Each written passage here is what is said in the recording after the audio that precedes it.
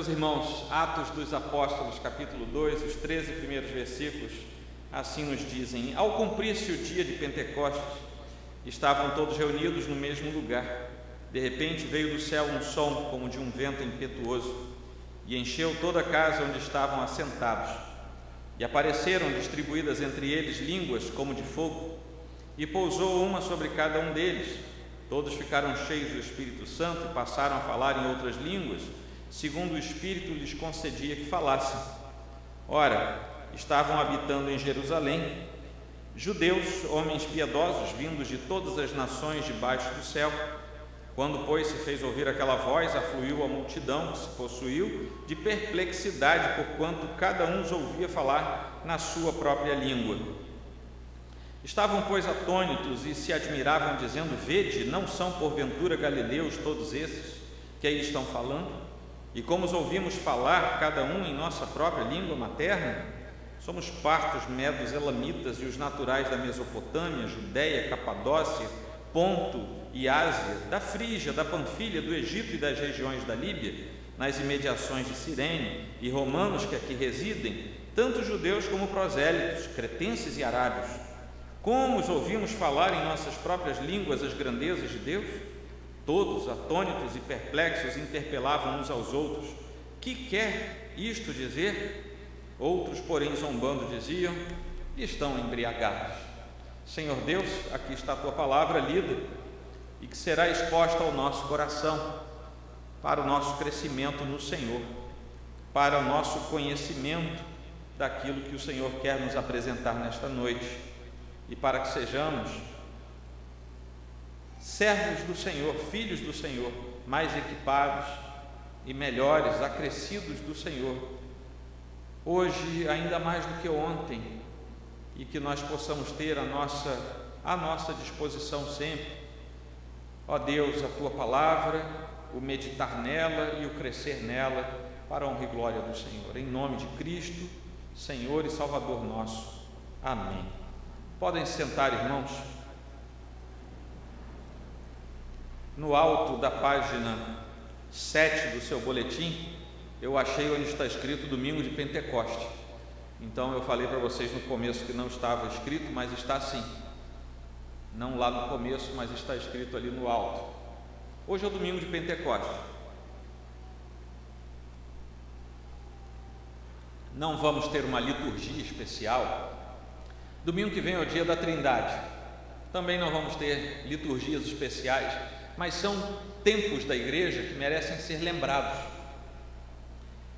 Aquilo que eles significam merece ser lembrado pelo nosso coração, pela nossa igreja, porque são elementos da nossa doutrina e da história da igreja que nos ajudam a construir a nossa identidade cristã. Apesar de Atos ser um livro histórico, ele é uma narrativa histórica, ele começa assim: escrevi o primeiro livro, ó Teófilo, relatando todas as coisas que Jesus começou a fazer e a ensinar. Quando ele diz aqui escreveu o primeiro livro, ele está falando o livro de Lucas, né? O Evangelho segundo São Lucas, que é a primeira parte dos escritos desse irmão Lucas, que era um médico, tornou-se um escritor neotestamentário por inspiração do Espírito Santo. E ele fez uma pesquisa para que esse sujeito chamado Teófilo, que é mencionado aqui, claramente, literalmente aqui no comecinho de Atos, tivesse informações adequadas sobre a história do Senhor e sobre a história da igreja. Por isso que ele escreveu 2 livros, o livro de Lucas, é a história do Senhor, os Atos do Senhor Jesus, e agora os Atos dos Apóstolos, como se torna o título do livro, que é, na verdade, a sequência pela qual o Senhor estabelece a sua igreja, e a partir do estabelecimento da sua igreja nesta terra, nós temos o relato dado por Lucas dos primeiros eventos da igreja, inclusive os primeiros problemas, os primeiros pecados, as primeiras confusões, as primeiras fofocas, as primeiras mentiras, os primeiros erros, tudo dentro da igreja. Lucas não escondeu nada, assim como o resto da Bíblia não esconde as mazelas daqueles que são nossos heróis na fé, mas que eram pessoas como nós, à exceção do Senhor Jesus, que também é personagem da Bíblia. Todos os outros personagens erraram, pecaram, né? Isso é para você entender que todos realmente carecem da glória do Senhor, e para você também não se sentir pior do que eles. Somos iguais, igualados pelo pecado e também igualados pela misericórdia e pela graça do Senhor, e isso nos torna filhos de Deus como aqueles do nosso passado, né? Transcorria mais ou menos aqui o ano 30 da era cristã. Jesus tinha acabado de morrer, tinha algumas semanas Jesus tinha morrido, ressuscitou 3 dias depois, nós sabemos, e Jesus se manifestou aos seus amigos, aos seus discípulos. Ele se manifestou no caminho de Emaús, se manifestou em salas fechadas, com portas e janelas fechadas. Jesus apareceu, falou, interagiu, comeu peixe, enfim, Jesus andou com eles, manifestando-se ao longo de cerca de 40 dias. A palavra Pentecoste deriva de uma palavra grega que significa 50º. Tem aí Pentateuco, é o mesmo prefixo, pentacampeão. Tem alguns que têm essa alegria, outros nem tanto, mas quer dizer campeão 5 vezes. A ideia do Pentecoste é apontar para um prazo de 50, é o 50º dia, ou seja, 50 dias. 50 dias de quê? 50 dias da Páscoa. Vamos nos lembrar que era a semana da Páscoa, quando o Senhor foi preso à traição. Estando à noite no jardim, ele foi traído, foi levado preso, e a partir daí nós temos os eventos da consumação dos atos do Senhor: a cruz, a ressurreição, um pouquinho antes disso aqui, a ascensão, depois daqueles dias em que Jesus interage com os discípulos.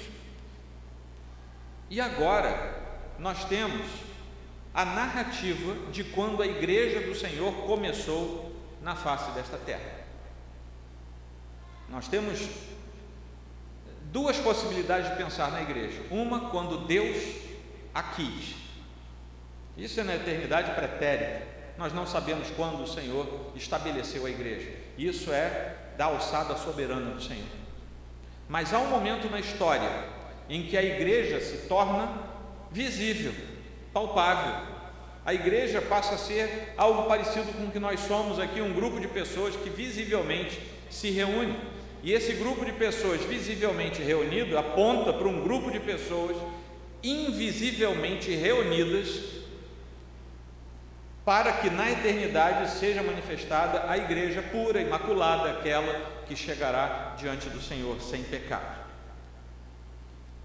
Os judeus celebravam o Pentecoste como a festa das semanas, e é daí que havia toda um rito estabelecido desde o Pentateuco. Levítico, Deuteronômio já falavam disso, estabeleciam isso. Levítico 23, Deuteronômio 16, e por aí nós temos o estabelecimento da festa. 50 dias após a Páscoa haveria uma festa. Essa festa era para agradecer ao Senhor por causa principalmente das colheitas que o Senhor bondosamente tinha permitido que o povo recolhesse para si. Era um festival de colheita, da ceifa. Era um festival de alegria. Era uma ocasião na qual os primeiros frutos eram apresentados diante do Senhor. O povo colhia, recolhia aquilo que tinha duramente plantado. Vamos entender que nós estamos falando aí de 3.000 anos, atrás, 3.000 e poucos anos atrás, mais ou menos, em que os meios de produção agrícola eram difíceis, eram sofridos, e ter alguma coisa colhida dava grande alegria ao coração, e os judeus levavam aquilo como expressão de alegria diante do Senhor, e se alegravam e festejavam. Depois do ano 70 depois de Cristo, ou seja, aqui ainda não tinha acontecido isso, essa festa da colheita se transforma numa festa em que é feita uma referência cronológica a Êxodo 19, ou seja, a entrega do decálogo, a entrega dos 10 mandamentos. Essa mudança acontece porque definitivamente deu-se a falta de um lugar para levar e para festejar, porque o templo já estava destruído. No ano 70 houve a destruição de Jerusalém pelo general Tito, general romano, que cercando Jerusalém por causa da insurreição, né, essa é a questão histórica, destrói Jerusalém e só sobra uma parede do antigo templo, que é o atual Muro das Lamentações.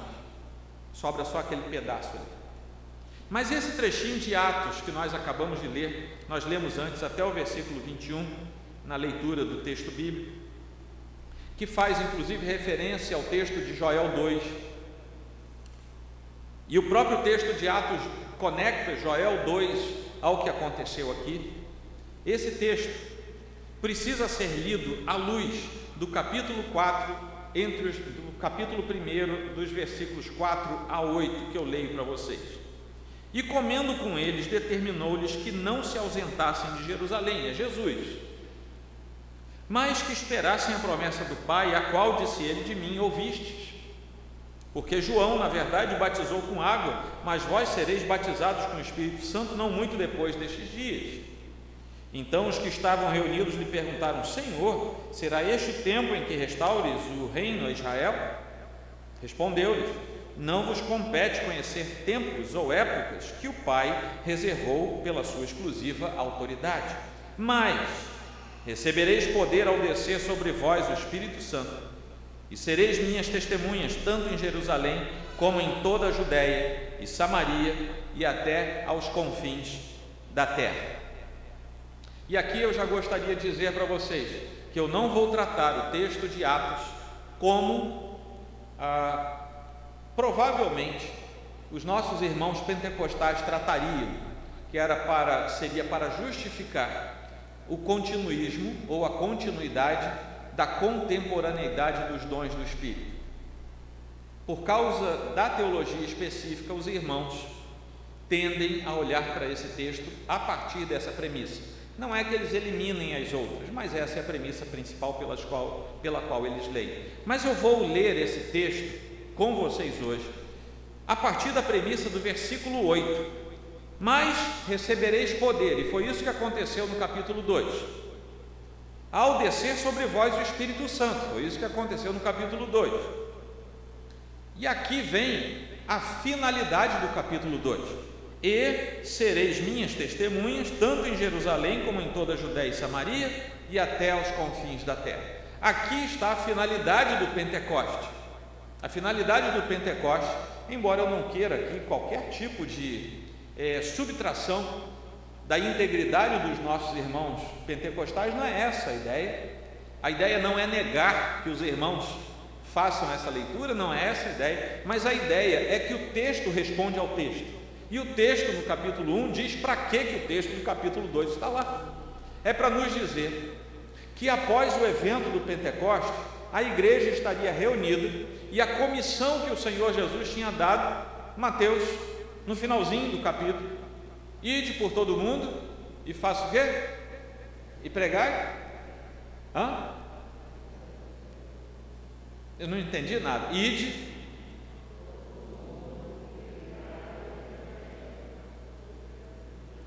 E aí? Morreu no meio do caminho? O que mais, gente? Fazer discípulos, batizando-os. Vocês entenderam para que existe Atos 2?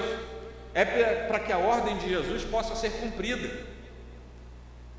Jesus nos manda fazer coisas, o Senhor nos manda fazer coisas, e Ele nos dá os meios através dos quais nós podemos fazer aquelas coisas. Deus nunca vai dar uma ordem que seja impossível para qualquer dos seus filhos cumprir. Mesmo que seja impossível no momento em que Ele dá a ordem, no tempo em que tem que ser cumprida aquela ordem, o Filho de Deus terá recebido os meios pelos quais poderá obedecer e cumprir aquilo. Quando Jesus disse: ide por todo o mundo e pregai o Evangelho, eles ainda não conseguiriam fazer aquilo. Mas no capítulo 1, versículo 4, e principalmente, indo até o 8, principalmente o 8, nós entendemos o porquê que Jesus tinha ordenado que eles ficassem em Jerusalém, porque lá em Jerusalém eles receberiam a capacitação para cumprir aquilo que Jesus tinha mandado fazer, o que nós chamamos de grande comissão. E é por causa da conjunção desses textos que é possível vermos o cumprimento de Joel capítulo 2.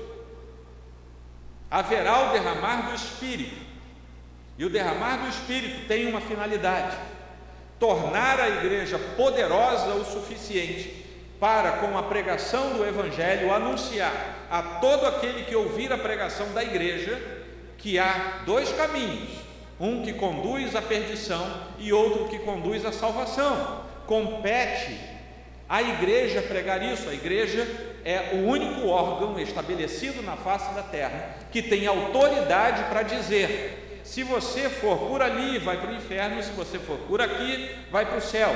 São as chaves que foram deixadas na mão da igreja. E essa é a ideia de Atos. A ideia de Atos não é mostrar que a gente pode ser cheio do poder. A ideia de Atos é dizer: você, como igreja, tem poder e autoridade para, pregando o Evangelho, ver almas sendo rendidas aos pés do Senhor, não por sua causa, mas por causa da cruz, por causa daquilo que foi estabelecido e que pode e deve ser anunciado. E uma vez sendo anunciado, quem tem que anunciar é a igreja, e quem tem que ouvir é todo aquele que ouve.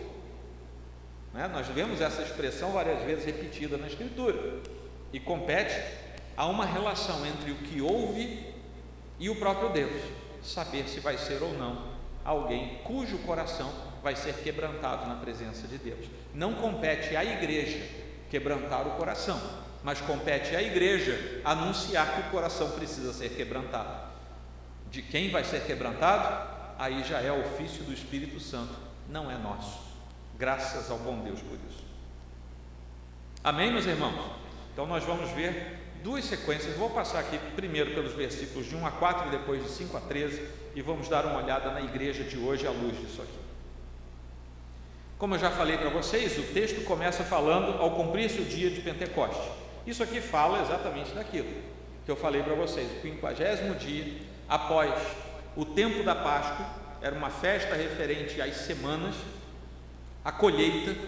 Nós temos isso em diversos textos do Pentateuco.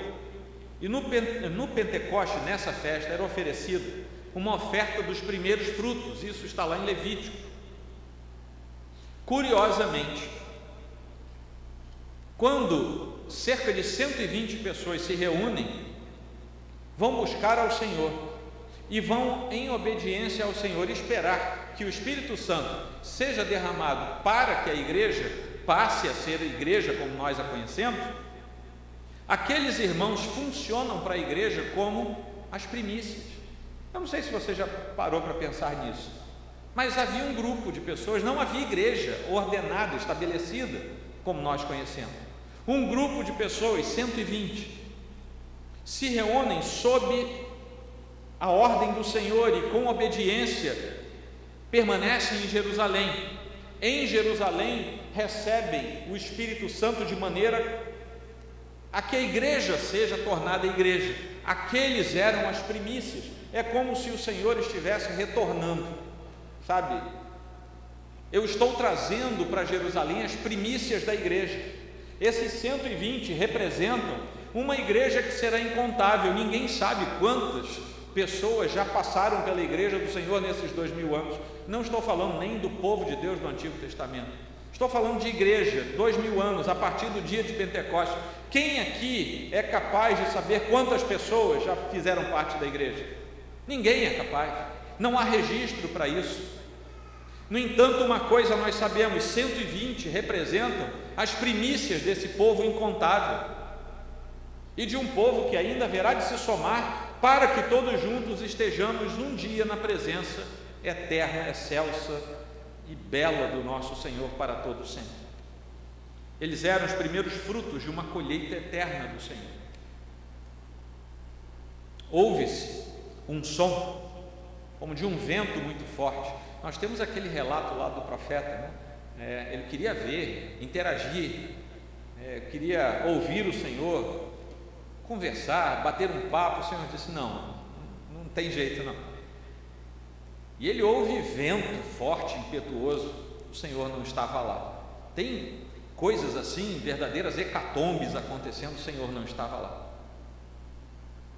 até que vem um vento bem suave. Em algumas versões diz que foi um cicio suave. Cicio é aquele ventinho suave que dá aquele silvo pequenininho, sabe? Aquele ventinho suave.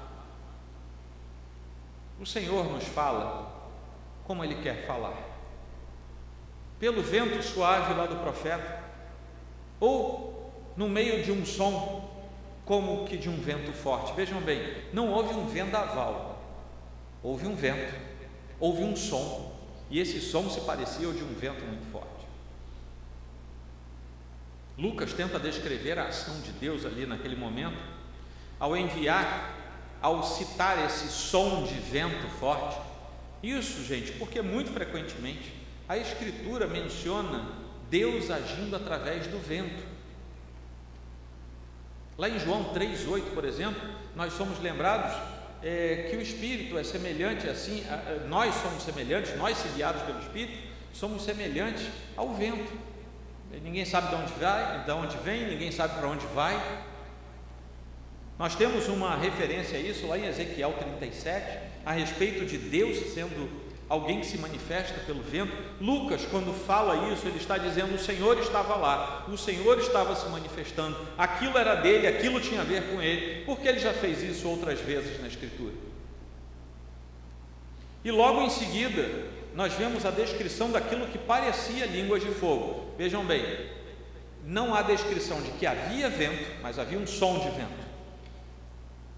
E não havia descrição de que havia fogo, havia algo parecido a línguas de fogo, que se colocava sobre as pessoas, e aquilo era indicativo de que Deus havia de fato enviado o seu Espírito Santo. Aquele era um indicativo, vamos dizer assim, plástico, visível, de que sobre cada crente havia o derramar do Espírito Santo. Quando chegamos ao versículo 4, nós vemos que todos ficaram cheios do Espírito Santo. Quem são esses todos? Os apóstolos e o povo, que somava cerca de 120 pessoas. O povo da rua não, era o povo de Deus. Tá bom? Ficou cheio do Espírito Santo.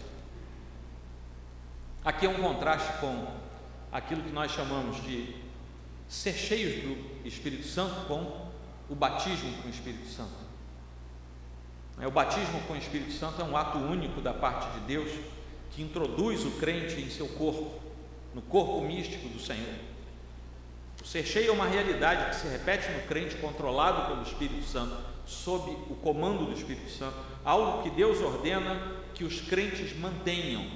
É nosso dever buscar a manutenção da alegria do Espírito Santo em nós. Isso é nosso dever pela santidade. E logo ainda no final desse versículo, após serem cheios do Espírito Santo, eles passaram a falar em outras línguas, línguas naturais, línguas humanas, não eram línguas estranhas, não eram línguas angelicais, eram línguas humanas, dadas pelo Espírito Santo como sinal, primeiro, do juízo de Deus sobre o Israel que não cria. Vejam bem, eram judeus convertidos ao Senhor Jesus, sendo cheios do Espírito Santo. Por que é que Deus mandou que eles pregassem em línguas estrangeiras para outras pessoas? O primeiro fato é o juízo de Deus sobre os judeus que não creram. Vocês não creram? Então vou falar para os outros, e vou falar na língua deles, para que eles entendam a minha mensagem, porque meu filho passou 3 anos falando para vocês, e vocês não creram. Então a primeira razão do porquê Deus ordena que eles falem para os estrangeiros, na primeira mensagem da igreja, quando foi instituída, é um sinal de juízo sobre os judeus que não creram. Mas também demonstraram, essas línguas também demonstraram que a partir de então, o povo de Deus poderia vir de todas as nações, de todas as raças, de todas as tribos, e nesse momento marca-se a transição entre Israel e a igreja, a transição do povo de Deus entre Israel e a igreja. Falar em línguas ocorre apenas mais 2 vezes em Atos, capítulo 10 e capítulo 19. Na história narrada por Lucas, há apenas 3 menções ao falar em línguas.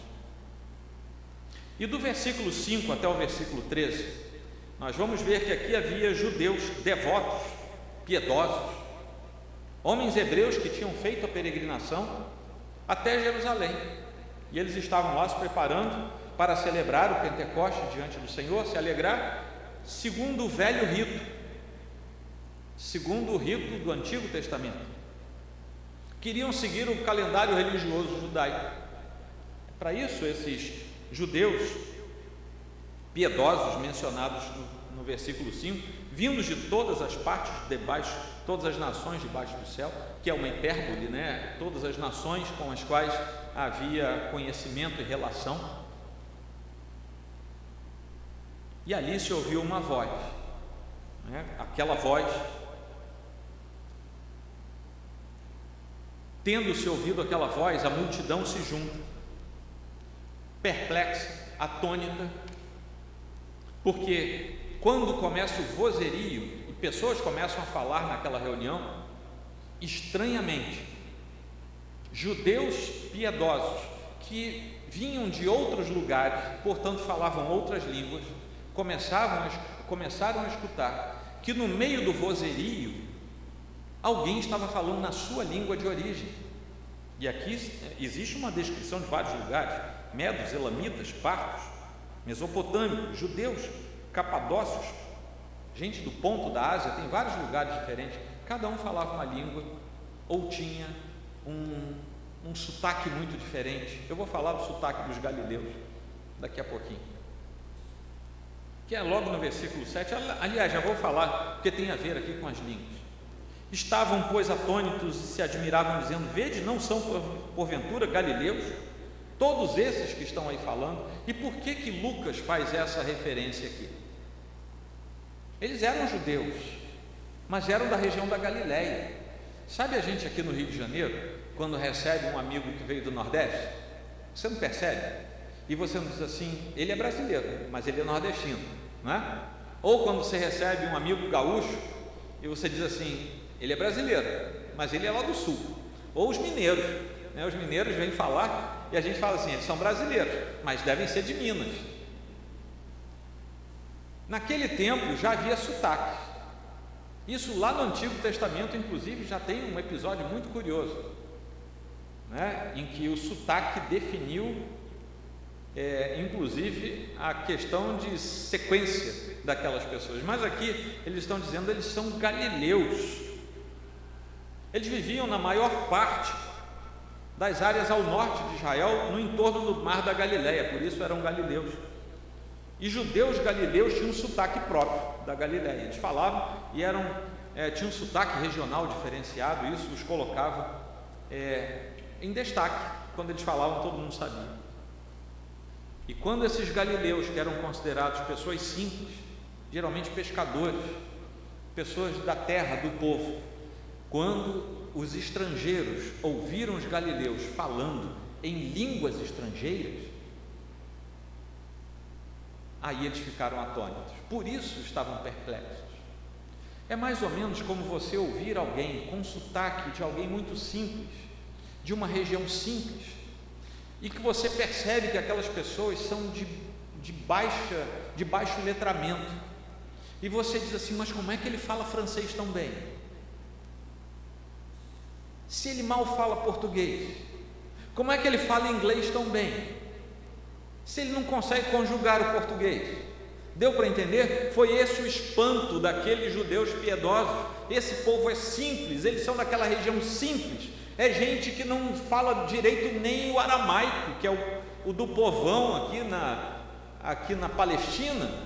Como é que eles estão falando línguas do Egito, do Ponto, da Frígia, da Galácia? Não é da galáxia não, tá? Da Galácia, né? Coisa extraterrestre eles não falavam não, era só línguas humanas mesmo. E vem então uma listagem de nações, países, origens, e aquilo causou grande espanto, grande comoção. Eu não sei se alguém aqui já teve a oportunidade de estar num país, eu sei que alguns já, num país cuja língua seja muito diferente, um país de fala inglesa, francesa, né? É engraçado se você estiver, por exemplo, num coletivo público, ônibus cheio, trem cheio, metrô cheio, museu, né? Você está lá no museu, um monte de gente, fora da pandemia, né? Um monte de gente. Aí você escuta, está escutando todo mundo falando em outra língua. De repente você escuta alguém falando português. Eu duvido que você não pare de fazer o que esteja fazendo e fofoqueiramente você olhe para lá, tentando descobrir o que a pessoa está falando. Sabe por quê? Aquilo chamou a sua atenção porque é a sua língua. No meio de um monte de gente falando outra língua, alguém falou a sua língua. Aquilo parece que tem um disjuntor dentro de nós e a gente simplesmente vira, tá? E é fofoca mesmo, tá? Para tentar descobrir o que a pessoa está falando. Vocês imaginem, há 2000 anos atrás, pessoas de várias procedências estão em Jerusalém, escutando um vozerio, pessoas falando coisas que talvez não estivessem entendendo. De repente o sujeito do Egito capta palavras da sua língua de origem e ele fala: eu vou escutar o que eles estão falando, igualzinho a gente hoje, igualzinho. E ele começa a ouvir alguma coisa que a Bíblia não narra, mas que muito provavelmente era alguma coisa da parte de Deus, a fim de começar o constranger do coração humano pela mensagem da igreja do Senhor. E o que é que eles estavam falando? Como os ouvimos falar em nossas próprias línguas, as grandezas de Deus.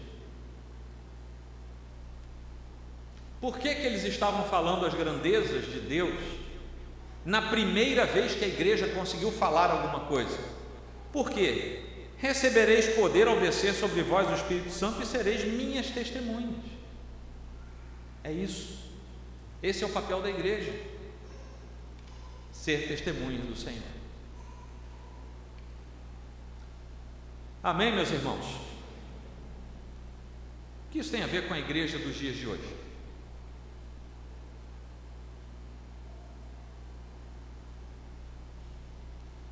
Ocorre que a palavra de Deus é padrão de julgamento. Padrão de julgamento para todos os que viriam depois desse evento aqui. O evento de Pentecostes inaugura a igreja do Senhor de forma visível na terra. E a partir de agora, a partir deste evento, tudo aquilo que a igreja proferir com Cristo no centro e a palavra como único meio pelo qual a verdade é trazida à tona, é palavra de sentença e julgamento, julgamento e sentença a partir da ira de Deus contra o pecado e o pecador, e sentença de justiça e amor de Deus pela regeneração àquele que se arrepende diante do Senhor. O juízo de Deus sobre o homem por causa do pecado tinha agora sido judicialmente exposto na cruz do Calvário. Isso precisava ser promulgado, e foi pelo próprio Deus, e agora precisava ser notificado. E quem notifica isso é a igreja do Senhor. É a igreja quem torna público diante do mundo aquilo que Jesus Cristo fez. Cristo fez a obra, o Espírito Santo nos convenceu dela, mas compete à igreja tornar público, divulgado o feito de Cristo na cruz do Calvário. A graça reina, o perdão é proclamado aos culpados, a salvação é oferecida aos perdidos, paz é dada aos perturbados, aos conturbados de coração, é oferecido descanso a quem está cansado. Quem é que fala isso? É a igreja. Ninguém tem poder nessa terra para oferecer essas coisas com garantia, a não ser a igreja do Senhor Jesus. Todos os que creem são e serão sempre abençoados no Cristo ressurreto, no Cristo glorificado, e quem diz isso é a igreja do Senhor. O Pentecoste mostra línguas de fogo, e nós temos que ter um cuidado, né, quando pedimos isso. Eu preguei isso já, esse mesmo contexto aqui, em outras igrejas. Nós temos que ter cuidado, porque na Bíblia o fogo tem uma grande significância de juízo. Então a gente tem que ter cuidado quando pede fogo, porque vai que Deus atende e lança fogo e você vai ficar chamuscado, tá? Porque o fogo do Senhor, na enorme maioria do contexto bíblico, é juízo. Então, sabe, tem os famosos corinhos de fogo, né? Manda fogo, o Senhor manda. Cuidado, porque Ele pode mandar. Aí se Ele mandar, vem juízo junto. É claro que isso faz parte das nossas fraternas comunicações entre as várias tradições da Igreja do Senhor. Mas nós sabemos que a semelhança das línguas com fogo no dia de Pentecostes provavelmente simboliza que o Espírito Santo, em juízo, luta contra a carne, conforme nós vemos em Gálatas 5,17. Eu vou lá em Gálatas 5,17, onde nós lemos o seguinte: porque a carne milita contra o Espírito e o Espírito contra a carne, porque são opostos entre si, para que não façais o que porventura seja do vosso querer. E é para isso que o Senhor mostra que o seu juízo vem contra a força da carne que nos faz militar contra o Espírito. E também que o Espírito Santo dá poder à igreja, para que a igreja exerça o seu papel através da pregação, uma vez que a palavra de Deus é a espada do Espírito. Para isso aí nós vamos lá para Efésios 6. Depois você pode ler Efésios 6,17, você vai ver que a palavra de Deus é a espada do Espírito, e compete à igreja usá-la, manuseá-la. Quando nós chegamos lá no Apocalipse, a espada que sai da boca é a palavra. É a palavra que é cortante, penetrante, vai até onde? Medulas, alma, espírito, né? Há várias descrições para entendermos que vai no profundo do ser humano. É a palavra de Deus. E a palavra de Deus foi confiada à igreja. É a igreja quem pode e deve usar a palavra. Isso tudo a partir de Pentecoste. Pentecoste, então, é o cumprimento da promessa do Pai, né? Porque o próprio Espírito Santo foi enviado do céu, veio das alturas para habitar a igreja, o coração do Filho de Deus e a igreja como um todo. É o lugar preparado para o Espírito Santo, é a igreja. Por isso que ele veio habitar entre nós. Lá no versículo 1 do capítulo 5, que eu li, diz assim: porque João na verdade batizou com água, mas vós serás batizados com o Espírito Santo não muito depois destes dias. É esse mesmo Espírito Santo. Ele habita agora cada crente, cada coração. É possível que aqui nesta noite haja pessoas em cujo coração o Espírito Santo não habite. Aqui é a igreja do Senhor, representada nesta igreja local. E a nossa palavra, mais uma vez, é: não há meio de ter o Espírito Santo habitando o seu coração a não ser por um coração consternado diante da cruz, arrependido diante do Senhor, confessando os seus pecados diante do Senhor, tendo vida sendo dada no lugar da morte, tendo fé sendo inoculada no lugar da incredulidade, a fim de que o Senhor seja Senhor absoluto da sua vida. O próprio Espírito Santo então veio habitar, não apenas na igreja, coletivamente falando, mas no indivíduo que faz parte da igreja, em cada um de nós que veio a crer no Senhor Jesus. Esse fato é tão verdadeiro hoje quanto era naquele tempo. Nós somos a igreja. A igreja começa, a igreja como nós conhecemos, começa no dia de Pentecostes. Ela vai terminar um dia, porque haverá um dia em que não vai ter mais sentido existir igreja. Na glória diante do Senhor para todo sempre, essa concepção de igreja não vai mais existir, será um estágio posterior. Mas hoje nós precisamos fazer parte da igreja do Senhor. Nesse sentido, Se você não fizer parte da igreja, você não será salvo, porque é no corpo dos filhos de Deus que nós temos a salvação do Senhor. É no corpo que nós temos a fraternidade e nós temos a ação do Espírito Santo. Não é numa igreja X, é na igreja una, pura, apostólica, sem mácula nem pecado. Nela nós encontramos o esteio da salvação.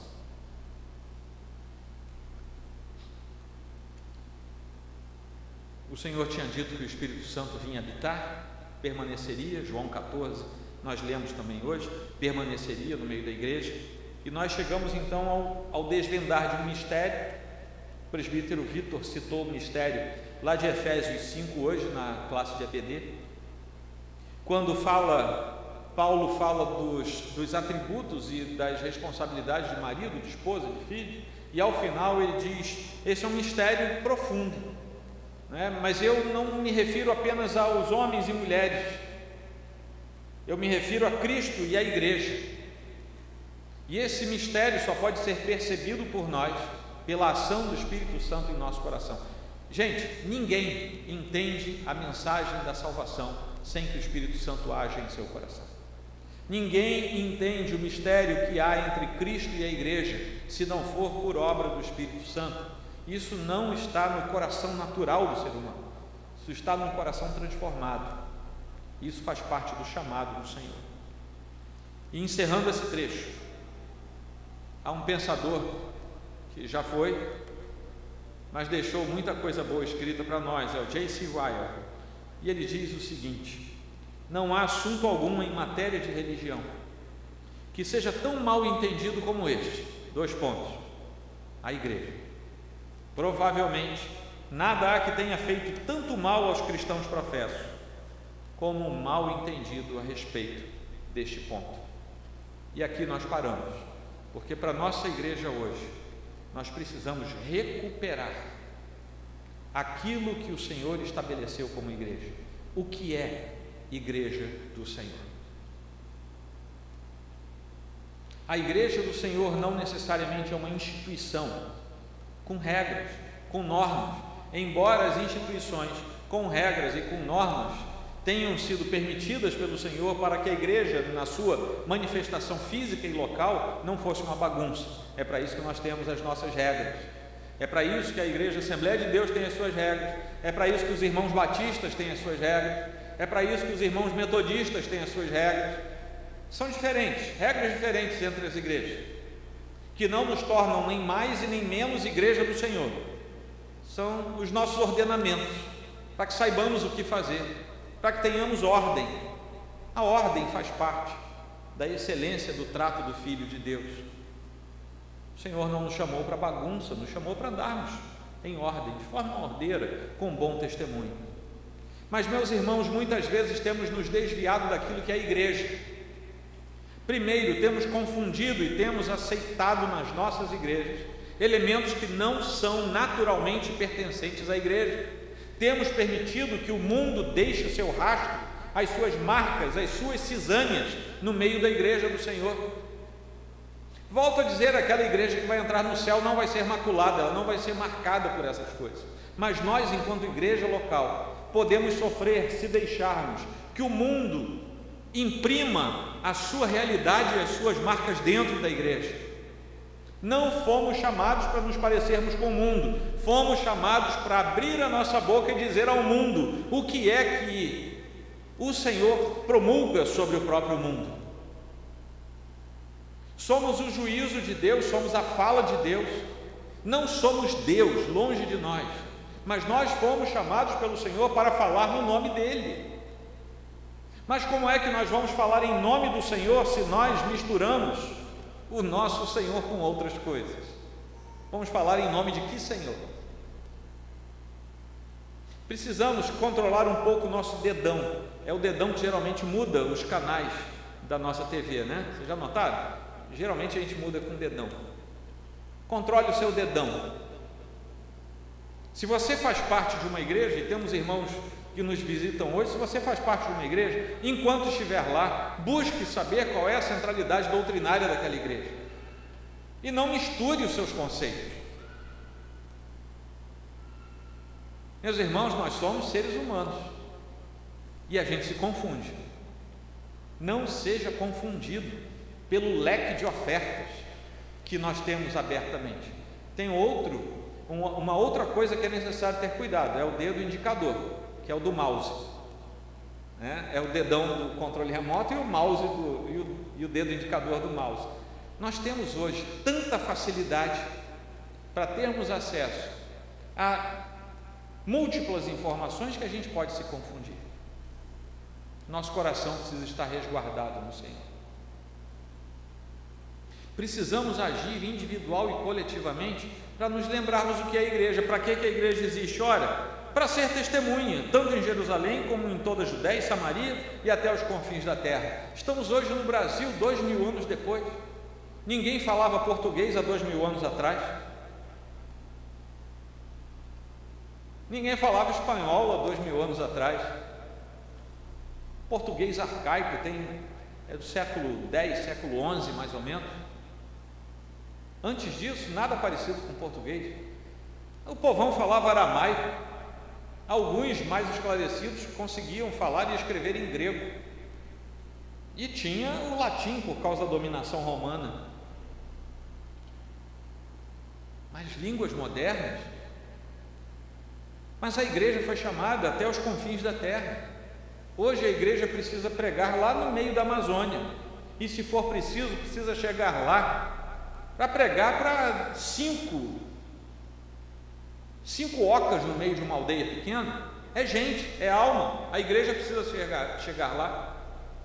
Será que nós fomos chamados apenas para as grandes catedrais? Ou fomos chamados para levar a pregação do Evangelho até os confins da terra?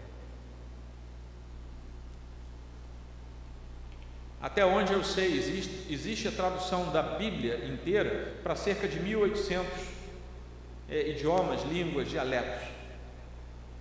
Faltam quase 3.000. Estamos no século 21. Falta muita coisa. Aí a gente tem a cara de pau de orar. Maranata, hora vem, Senhor Jesus. Ele fala assim: mas você já cumpriu a minha missão? Igreja, já cumpriu a minha ordem de ir? E os impenitentes que estão aí na sua rua, já que a gente não pode ir para a tribo, não pode ir para longe, será que a gente já pregou para o nosso vizinho, para o nosso transeunte?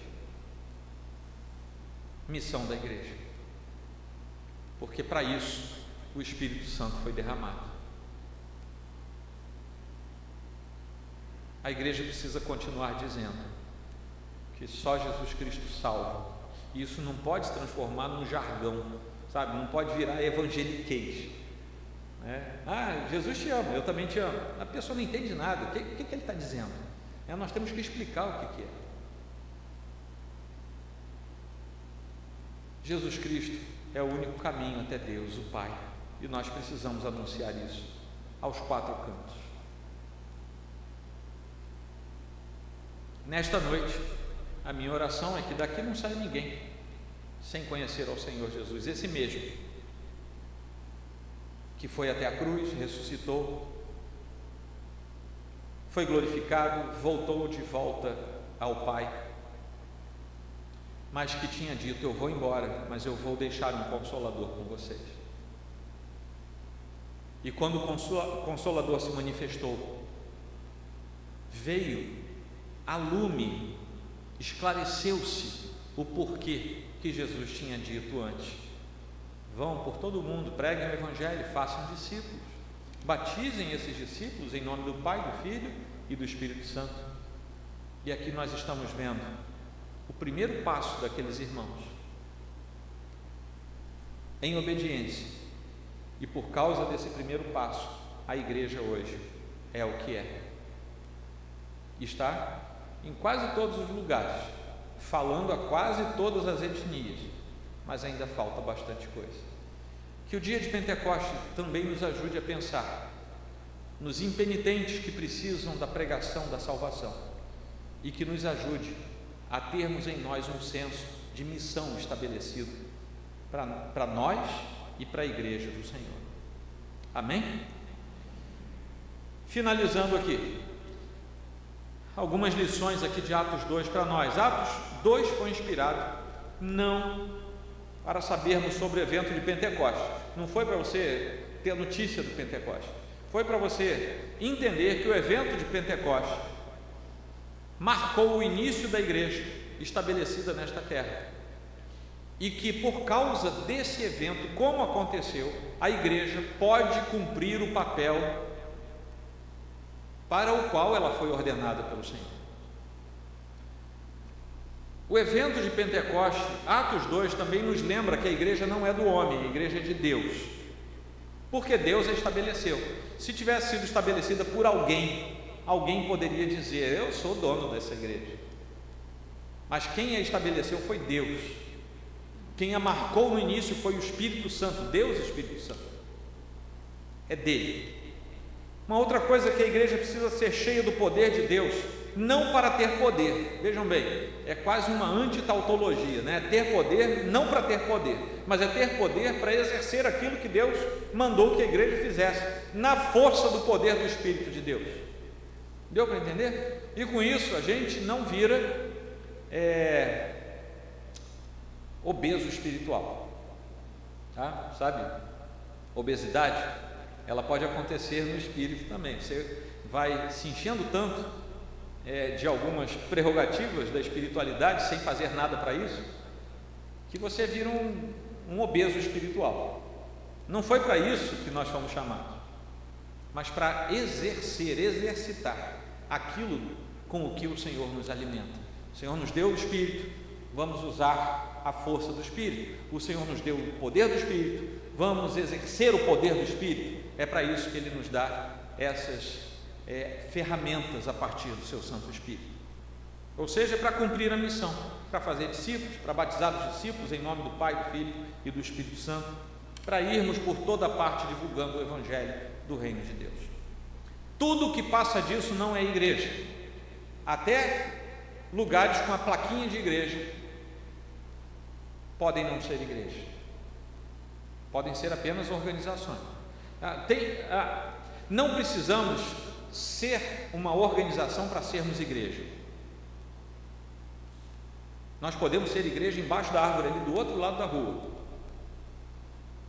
Eu me lembro quando eu era pequenininho, me lembro porque eu vi foto, né? Porque da mente isso já saiu, mas eu já vi a foto, eu pequenininho, papai ainda magrinho, de cabelo preto, embaixo de uma árvore enorme que tinha lá no cume dos Andes bolivianos, que era onde papai era missionário, eu pequenininho do lado dele.